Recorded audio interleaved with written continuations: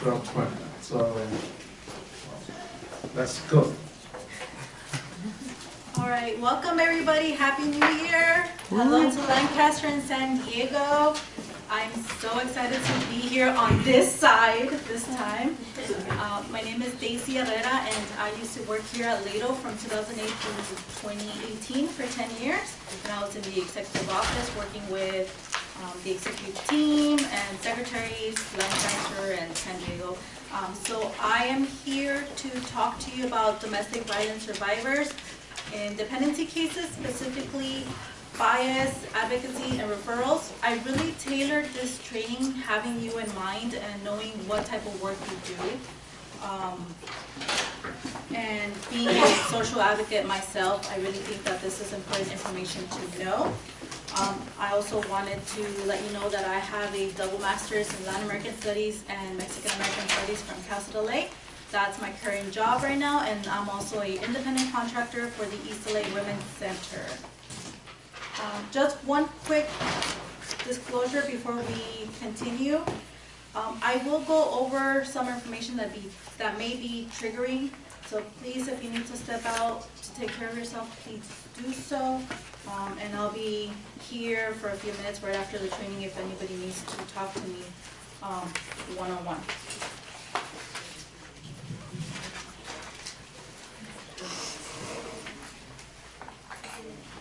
Alright, so going quickly over the presentation agenda, I will be defining domestic violence. I think it's very important to know what that definition is right now in 2020. It has changed over time, and it's just important to know what has been added to that definition. I will be going over statistics nationally and within California, and again, because this training is for Los Angeles County and San Diego County, I have also included statistics for both of those counties. The couple of sections after that will be our core for this training, because I want you to reflect on your own bias, any bias that you may have towards domestic violence victims and survivors, or anything that you have come across with your clients in your dependency cases.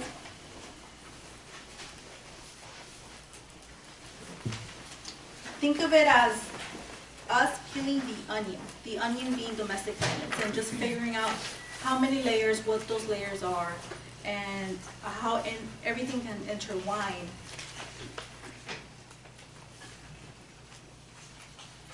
So those that core for this presentation will be the bias against domestic violence victims and survivors, the social difficulties that they face, and what I've been calling the second hidden abuse cycle. It's something that I've created as I come across domestic violence survivors. I will be providing an overview of the East LA Women's Center and the services that they provide, just in case you ever need to refer one of your clients to us. And I will end with other referrals and other types of advocacy tools that you can use in your dependency cases to further help any clients that have been a victim of domestic abuse. Before we move on, I just want to let you know that I will be using the terms victim and survivor interchangeably. They both mean somebody that has experienced domestic violence, but towards the end I'll explain to you why I prefer to use survivor over victim, but just know that whether I use victim or survivor, it's the same thing.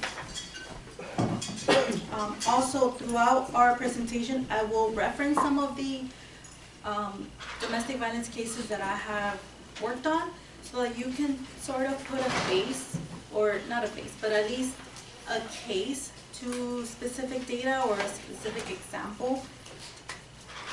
And of course, we will have a Q&A at the end. I'm leaving about 10 or 15 minutes at the end of the presentation. If you do want to ask a question, please wait until the very end.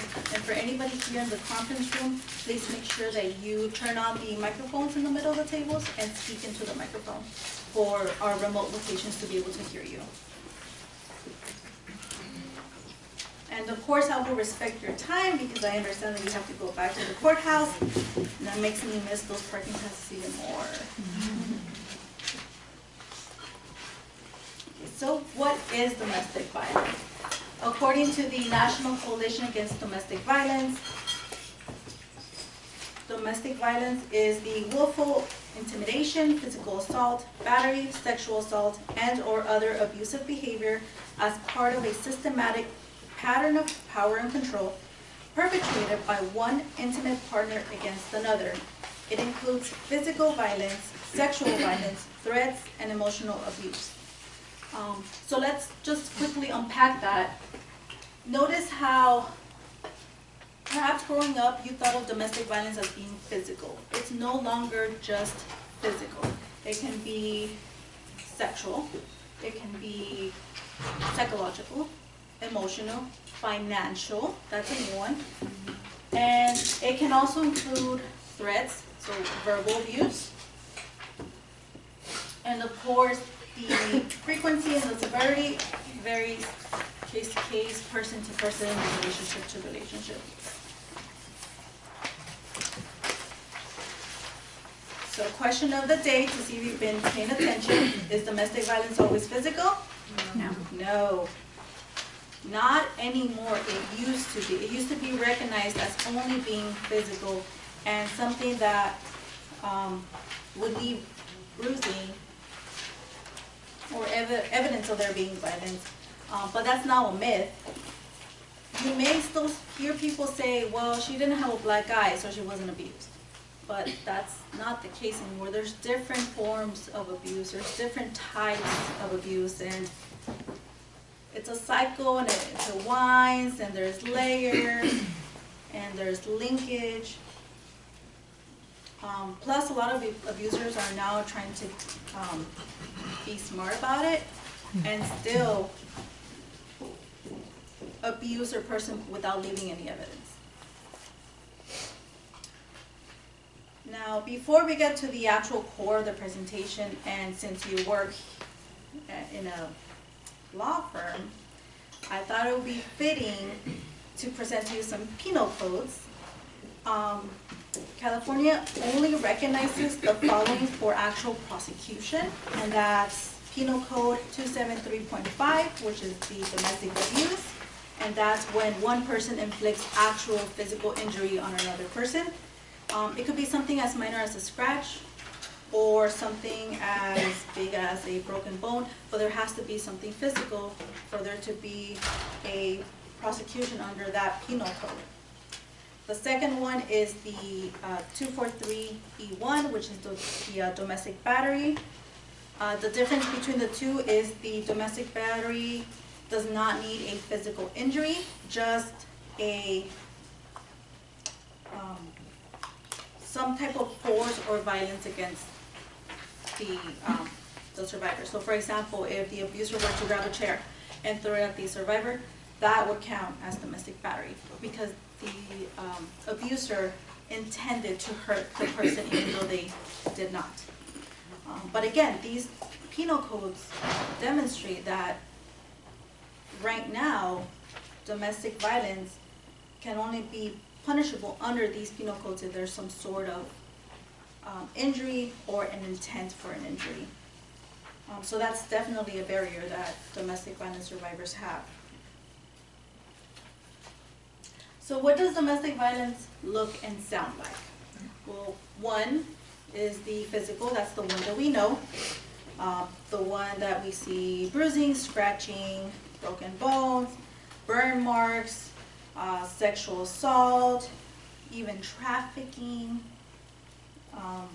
But we can also see physical violence in form of withdrawing someone's medication. So I once had a caller on our hotline who indicated that she was diabetic and her spouse was not letting her take insulin. And without that insulin, her body would not function the way that it's supposed to. So that's a form of physical violence, and one that we might not even think about as much as the scratches, the burns, the black eyes. The second one is financial. This one, again, I think it's new to the field, and it's one that the abuser could get away with a lot, and that's setting the person on a strict budget. Now, we're not talking about $50 for Starbucks a month. No, we're talking about limiting that person to a budget that is unfeasible. So perhaps giving the person $20 a month for food, something that is just not workable, and for no actual reason other than to make them suffer. We're also talking about ruining the other person's credit, opening credit cards, defaulting loans, or taking over their assets, either their entire paycheck, their savings account, their other bank accounts.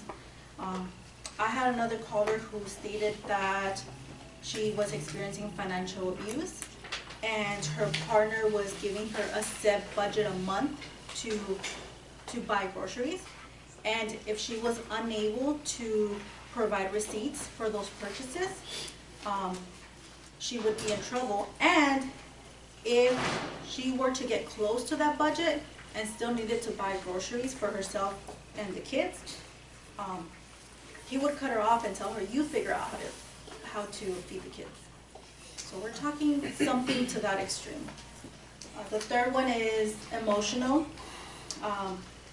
We are familiar with this when we're talking about verbal abuse, name calling, degrading the other person, bringing down their sense of worthless. But the other ones that we are not that familiar with would be forcing the person to have an abortion, forcing the person to have children against their will. So we're talking about either forcing them to take or discard their birth control. Fourth one is verbal, which again overlaps with emotional, and that's the name calling, degrading, sense of worthless. But it could also include threats, either threats against the person, threats against the children, family members, etc. And the final one is the psychological. We're talking about playing games with the victim, saying one thing, doing the other, or making the victim think that they're crazy, or making them feel as if they are the problem, that they are causing the abuser to act out. So some national statistics for you real quickly, and I'm not going to read them all. You do have a handout in your pamphlet on the right side. Those statistics are in those handouts, but I wanted to highlight the first one.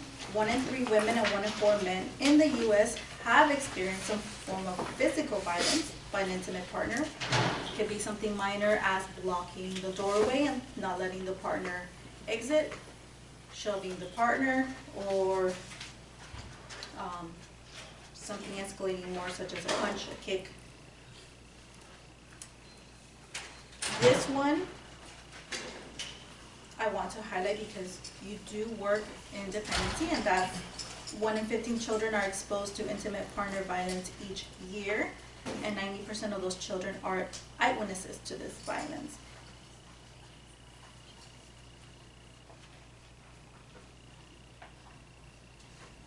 For California, and again you have a handout specifically for California statistics.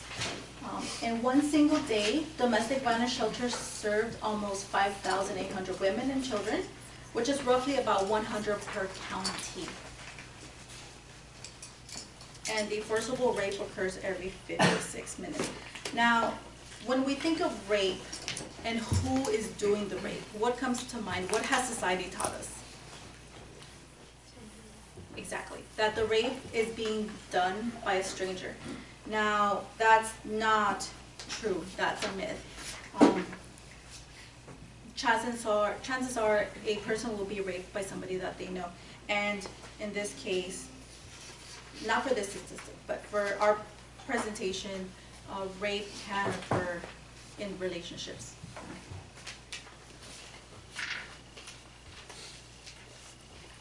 Specifically for Los Angeles County, The LAPD responded to about 48,000 domestic violence calls, or respond to 48,000 domestic violence calls every year.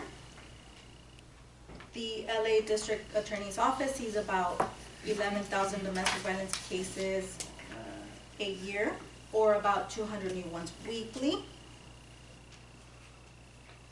And domestic violence crimes reported have been on the rise since 2015, when they spiked over 20% just in Los Angeles alone. For San Diego, in a sample study of 100 DV incidents reported to law enforcement, children were present in 37% of the cases. And almost 4,000 defendants were prosecuted for domestic violence by the DA office. Of course, these are just reported cases. We can definitely estimate that so many more cases go unreported. And there are a lot of reasons why. But one, specifically for our marginalized communities, is the fear of deportation due to your legal status.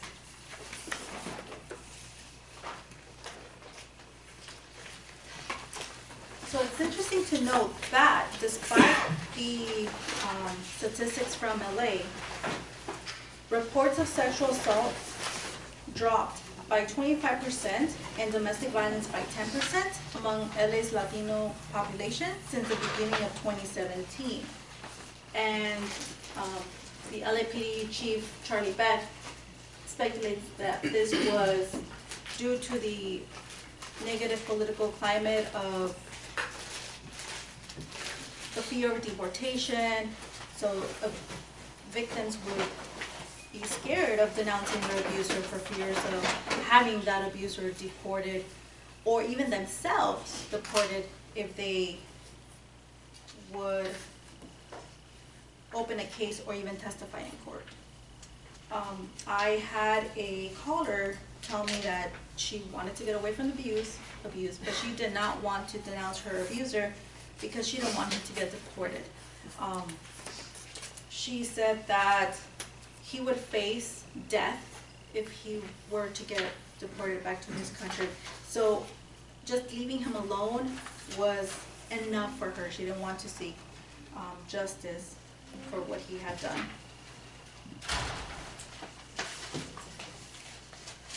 Okay, so this is the core of our presentation. And again, I tailored this having you in mind and what you do for your clients. These are the social stigmas that silence domestic violence survivors. The first one is culture. We've seen how sometimes survivors don't want to leave a relationship because they believe that marriage is forever. You're in it for the long run. Regardless of what happens, you need to stay in that relationship through thick and thin. And there's also beliefs in several cultures that once a man chooses their partner, it's for life, and you're stuck with that person for life. The second one that you're all familiar with is the looming problem of DCFS, taking the children away if there is a domestic violence report, and having the kids grow up without one of the parents, which would be in a broken home, or having the children bounce between mom and dad. The third one is the distrust for law enforcement. There are several communities that believe that law enforcement is trigger friendly.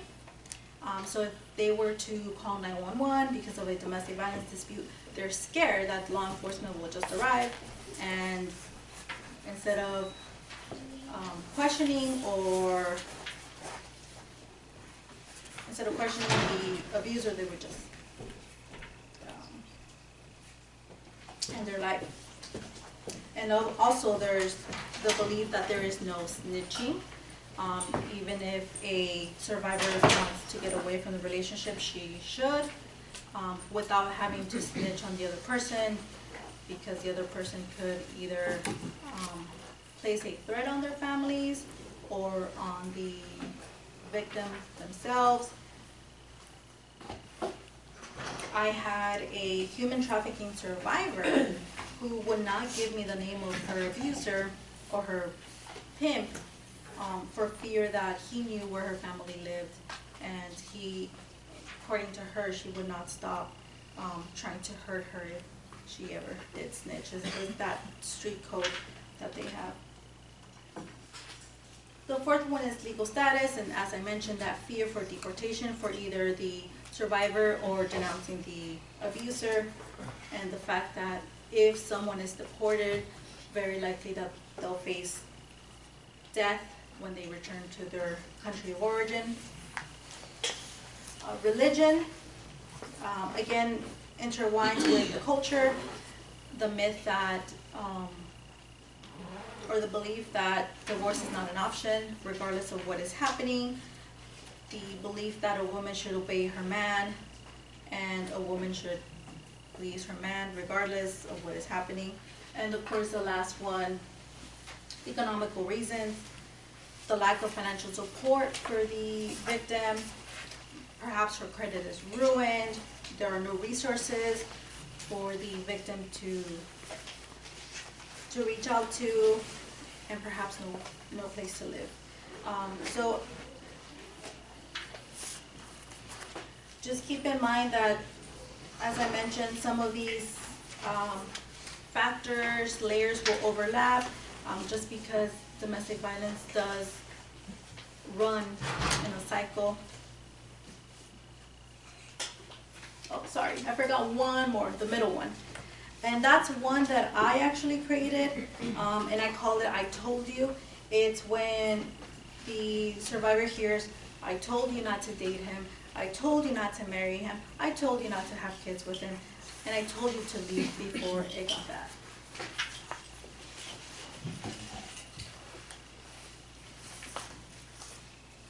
So we may all have an idea of why domestic violence victims stay in the abusive relationship. I'm just going to highlight a few that I think are very crucial. One of them being unsupportive friends and family. This goes a long way. If you have people telling you stay, stay, stay, stay, make it work, divorce is not an option, what are you going to do raising kids in two homes, that really does affect the victim psychologically. Fear of losing custody of any of the children if they leave or divorce their abuser. We have seen cases where the survivor will file for divorce and the abuser will try and get 100% of the custody. The lack of having somewhere to go, no family, no shelters, and if they're out of state. The human trafficking survivor that I had, she was from Illinois. She moved out here 3 months before I met her, and she had nowhere to go. She had been to shelters, but they just weren't supporting her and getting her out of the state. Luckily, I was able to reach out to CAST, Coalition Against Slavery and Trafficking, and they were able to help her purchase a train ticket to go back home.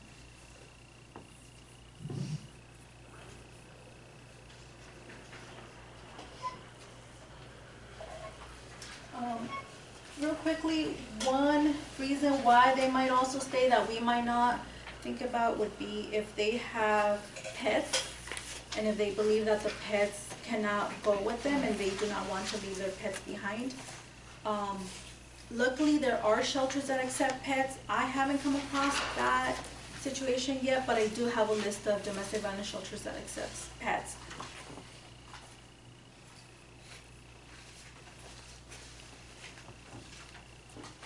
Okay, so the bias that domestic violence survivors face, the biggest one is gender roles and expectations.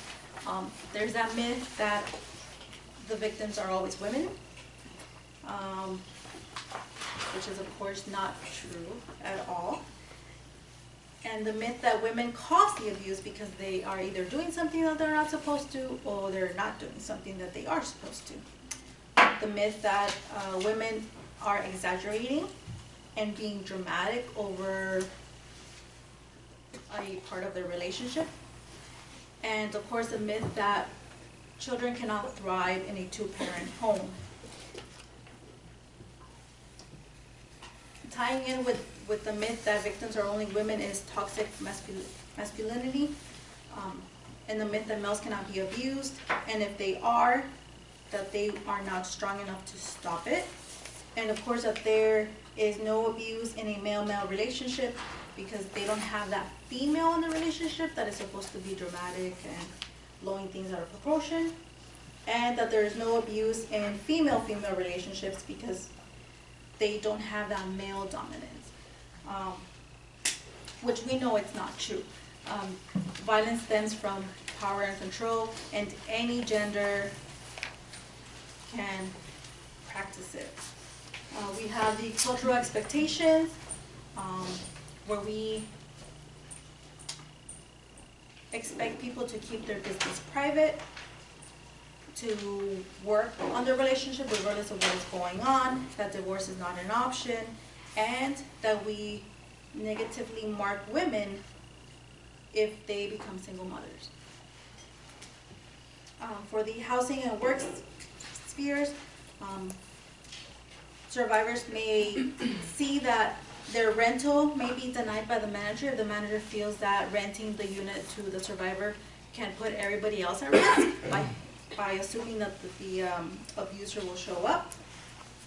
And with work, even though this could be a good thing, it could also be a bad thing if survivors have their workload lightened because the manager is trying to help them out, but the manager doesn't realize that they're putting them in a position where they will be discriminated against by other employees for that lack of workload.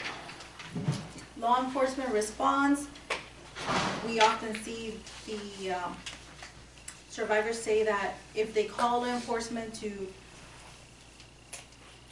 for assistance, law enforcement sees it as them nagging because they've been calling constantly,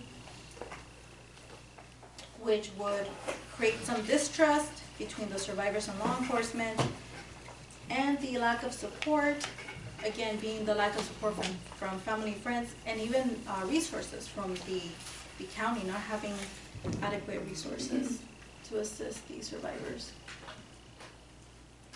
With social difficulties, we often see, again, the looming DCFS case and losing custody of the children, either to DCFS or in a divorce case, losing assets such as funds, property, retirement, insurance, the lack of support by police, specifically when they don't want to write a report because they think it's a domestic dispute versus domestic violence, and the reluctance by prosecutors because they often only take cases that can guarantee a win, and the judges rarely impose the maximum sentence for those that are prosecuted. Probation or a fine is more common than not. And lastly, the societal factors. We're talking about identity and self-worth, the woman seeing herself as a mother and a wife in relation to the abuser, perhaps happiness not being in her cards, perhaps her being having done something to karma to get her back, her believing that she caused these problems, so abuse is necessary. And again, the lack of assistance, not enough DV shelters. I cannot tell you how many times I have tried helping a survivor locate shelter, and it's just not possible.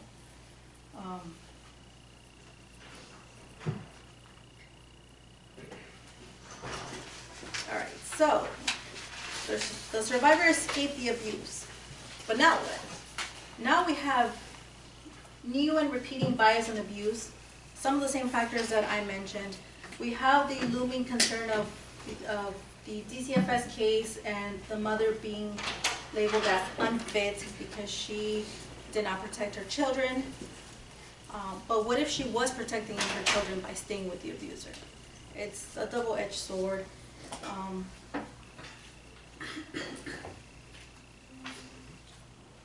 The lack of support from family and friends, of course, and the inability to find work if there is a lack of childcare, or the inability to find housing if there's a lack of work. It's just all connected. Okay, so this is what I've been working on when I work with survivors. It's something that I've seen, and it's what I call the second hidden cycle, because it is silent. And the first is the what ifs.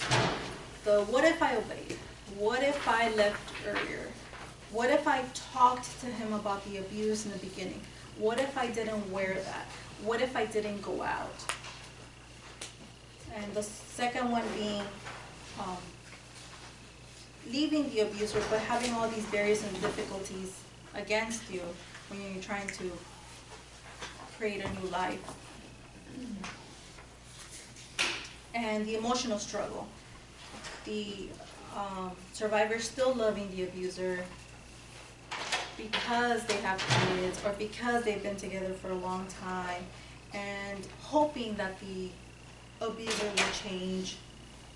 I had a survivor tell me that even though he had gotten physical with her, she still hoped that he would get help and he would change and she could go back with him. With the new abuse, I'm talking about not just the abuser continuing to abuse the survivor from afar. We're talking about stalking, calling, social media stalking, but also the abuse that the survivor could fall into. Abusing alcohol, drugs, medication, to help her cope with the anxiety and the psychological damage and depression that that was bestowed on her by the abuse. And lastly, the fear of thriving. The survivor asking, how can I do this? How can I move on? How will I do this? Who's going to help me? And maybe was it best for me to stay?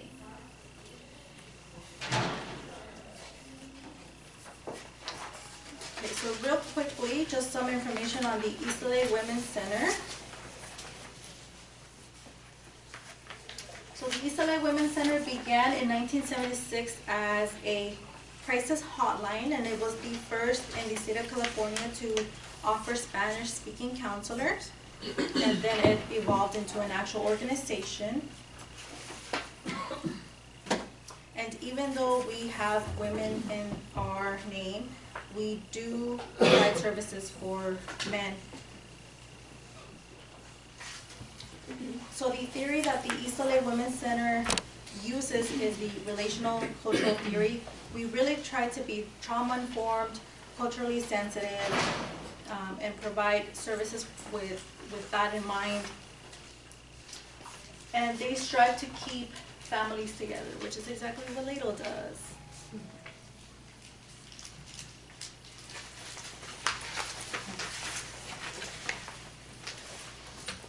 Okay, so in your packet, I put, and it's actually behind the power and control wheel. It's a interconnected model of what the East LA Women's Center does. But we have the 24/7 hotline service by staff, volunteers like myself, and what we call promotoras. English and Spanish speakers on rotation. We do in-center and out-center referrals. We do a lot of crisis intervention and emergency safety planning, which has to do with locating shelters for survivors. We have 7 therapists and 2 counselors, all Latinas, so that could tell you what population we work for the most. Specifically, I wanted to highlight the Wellness Center that's at the Los Angeles County Medical Center. It's an on-site one-stop shop, as we call it, and it's to help survivors that are there for a doctor's appointment get services related to domestic violence, because we would often see that survivors would go to their doctor's appointment, and that's their time to be away from the abuser, and would be able to get referrals and information from the wellness center. We do accompaniments. We do several. The main one is the hospital, which I'll go into in a bit. Restraining order filings, as well as going to the hearing with the survivor.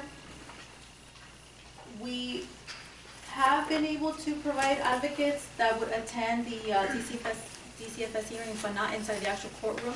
They would just stay in the lobby with the survivor until their case is called, and to meet with the survivor right after, just for emotional support. And we do accompaniment to the police station. So if we have a survivor that wants to file a report against the abuser, we accompany them to the police station. And we have a sex trafficking specialist who specifically works with survivors of human trafficking. So we are able to provide these advocates and to promise confidentiality based on this evidence code that gives a survivor the right to request an advocate for accompaniment at most hospitals and courts. We focus on these survivors and provide them with resources and referrals. The hospital accompaniments that I specifically wanted to mention, we do SART and non-SART. SART is when a survivor needs a rape kit done. We are called by the Los Angeles County Medical Center, St. Gabriel Medical Center, and PIH. And we are there with the survivor in the exam room. Of course, we are separated by the curtain, but we are there to provide emotional support for the survivor that is completing the rape kit. And we are also called out if we have a domestic violence survivor seeking shelter or services. So that's SART and non-SART. Right now, I'm the main advocate for Los Angeles County Medical Center. I'm often on call 24 hours a day for 5 or 6 days straight. And I don't get many calls. I get perhaps 1 or 2 a week. But that tells you that cases are just not being reported. So just real quickly, just wanted to point out specifically the one in red, that 1,000 women and their 2,000 children received domestic violence counseling, support, and safety planning in 2018. And as of July 2018, our specific shelter, Hope and Heart Emergency Shelter, has provided a safe haven to 90 women and 50 children, and provided housing assistance to over 250 individuals and families. I put here that we train healthcare providers at LAC Medical Center. We train them to call us when they need an advocate, and for them to be more trauma informed and recognize the signs, either physical or not physical, of possible domestic violence, especially if the survivor is going for a regular doctor appointment. So that's a lot of information in about 45 minutes. And now, how can you advocate for domestic violence survivors? So first thing is to refer to victims as survivors. It's a small step towards empowerment and self-worth, but when you think of a victim, you automatically think of a victim of a crime, and you may think of a victim as have been helpless, but by referring to the person as a survivor, you're telling them that they survived a tragedy, and we have an idea of how many do not survive. So I always make it a point to tell my survivors, you got out, you left, you survived, your new life begins now. you can refer them to the East LA Women's Center hotline. I did place a little pink card in your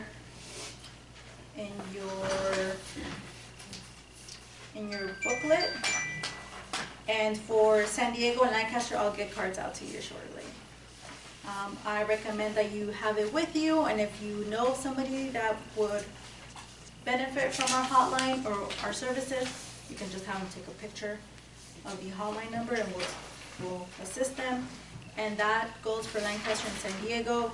For San Diego, we can provide them with services and crisis centers in San Diego. The most important thing is to have the person call and be connected with somebody. That's the first step of advocacy. Consider asking your client if they experience domestic violence, or as you're talking to them, if you can pick up on signs. You don't have to tell them that they've experienced domestic violence. You could just give them our number and say, hey, just in case you ever need. That would go a long way.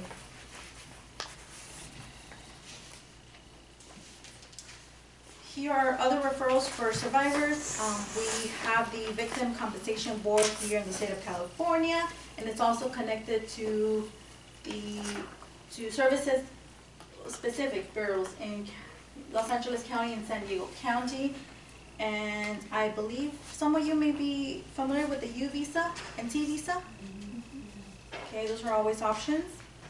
I also included the Violence Against Women Act, and it has information on those two visas, as well as phone numbers for legal counsels that can help survivors with fighting for those two visas.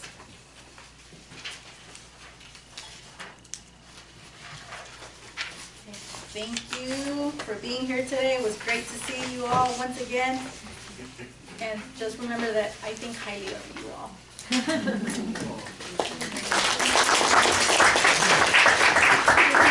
Any questions? I just wanted to mention something.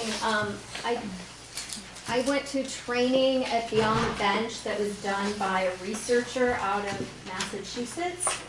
And she talked a lot about, you mentioned concussions, traumatic brain injury, and domestic violence survivors is expected to be really high. When women get pushed into a wall or thrown to the floor, they may not even know that they've sustained a traumatic brain injury, and apparently there's also research that women are more susceptible to concussion. The reason why that is relevant to us is because it impacts their ability to remember events of the abuse. So when you have clients saying they don't remember what happened, they may actually be telling you the truth. It also renders them less capable of making decisions. So when the department gives them a list of things they need to do in order not to have their kids filed on, they may not be able to do it because of the brain injury. So if they're given a list, she was saying, like, if you give somebody a list of 3 things and they've just sustained a traumatic brain injury, they may not even be able to get to number 3 because they just can't process the information in that way. So just be mindful of it. It wasn't something I was aware of, and I thought it was interesting for us to know. Thank you, Amy.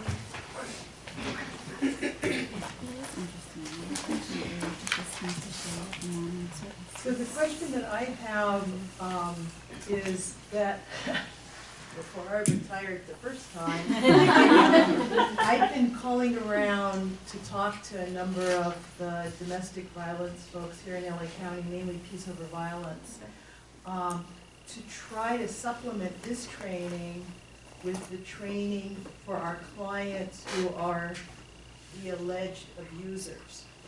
I think there are sufficient services throughout LA County, may not be enough shelters, but there are sufficient services, and certainly the department will pay for services, especially if the child's been returned to the home of the survivor. What we don't have are adequate services for the other parent, including paid services. And in the dialogue I had with Peace Over Violence, which was very, very interesting, is the attorney that I spoke with, which is the attorney for Peace Over Violence, she was in complete agreement that the problem with the domestic violence movement and services today is unless the abuser is treated and given sufficient services, whether the survivor goes on or not, that man, for the most part, will continue to get into relationships and continue to abuse. So the real danger to survivors is the insufficient services and treatment and the lack of anything really going on. And as you know, in Los Angeles County, the only thing we have, usually for the men, is the 52-week program that they have to pay for, and our clients can't afford it, so it never happens. So in your experience, what is out there for our clients, because we're not here to destroy families, even if a relationship ends, he is still the father of the children, and he has a right to reunification, and he has a right to good services. So what's out there for him? Good question, because, so, the LA County or San Diego County, they really have to look at the services that are being provided and the cost. I think that it's definitely a dialogue that needs to happen between, for example, the Victim Compensation Board, because I didn't say it, but they cover bills and counseling, but it's not enough.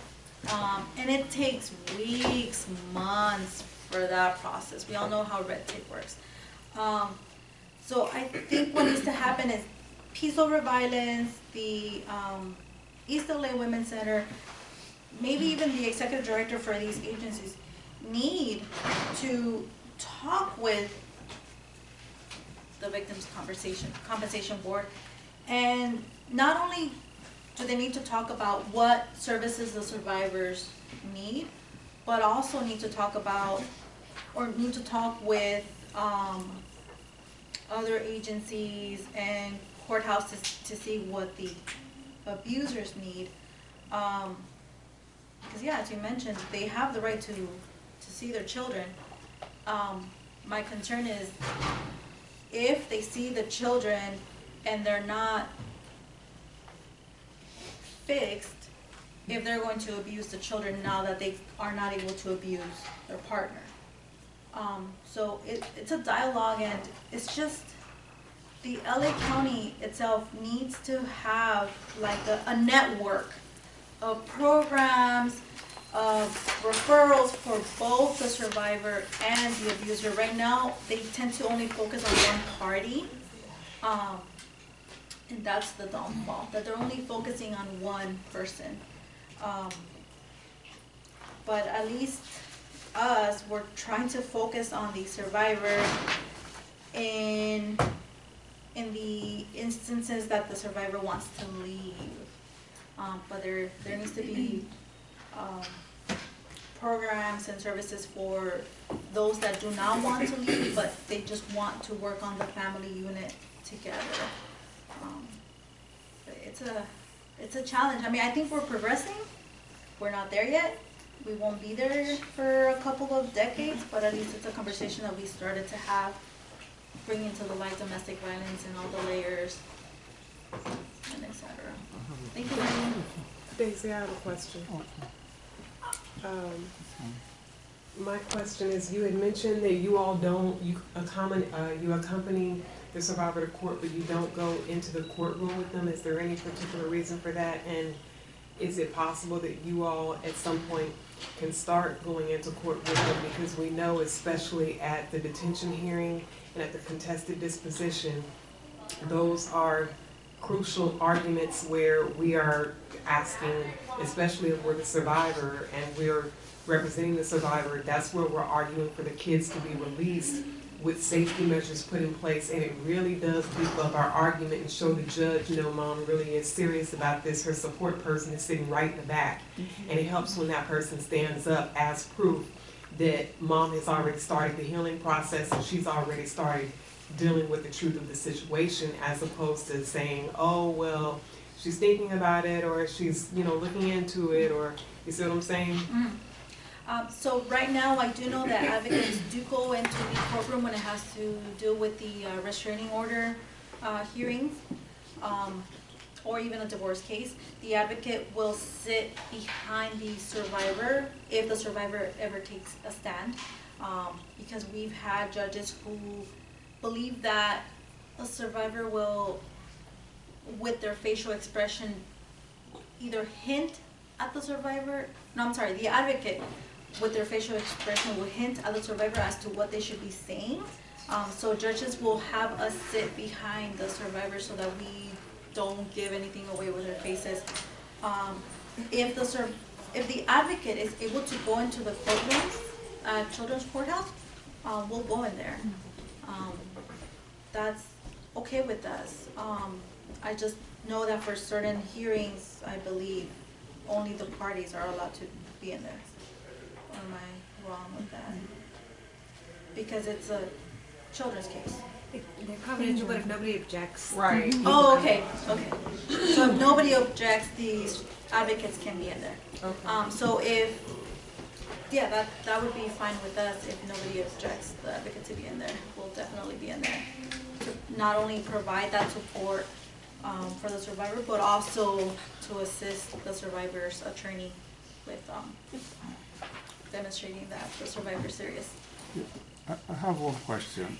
Does LA County, or even San Diego County, but more so LA County, is there any free DV program in Los Angeles County anywhere for the victims of birth? Us? Absolutely free? Yes. Okay.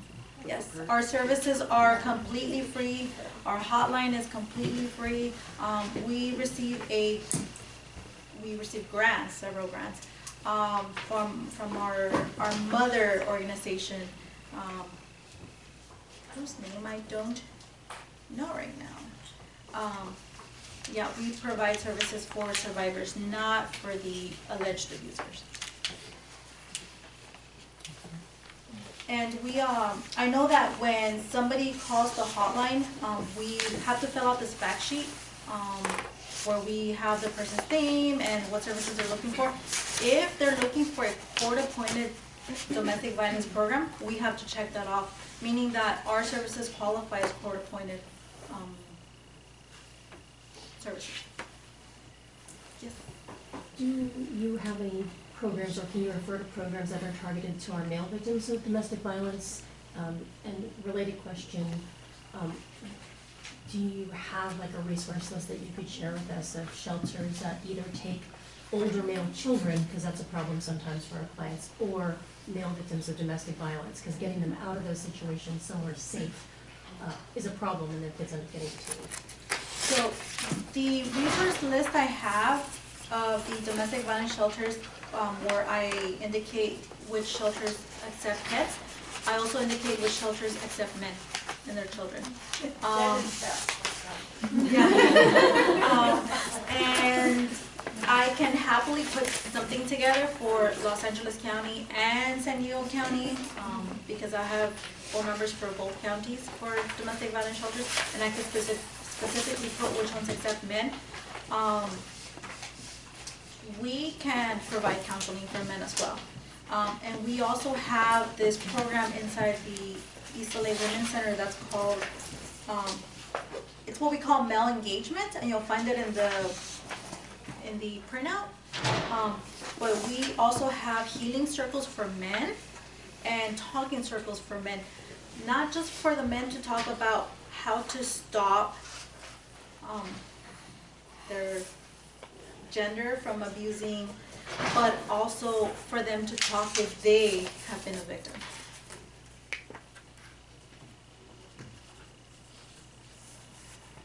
Anyone else? Okay, well, thank you so much for being here. Thank you. Thank you.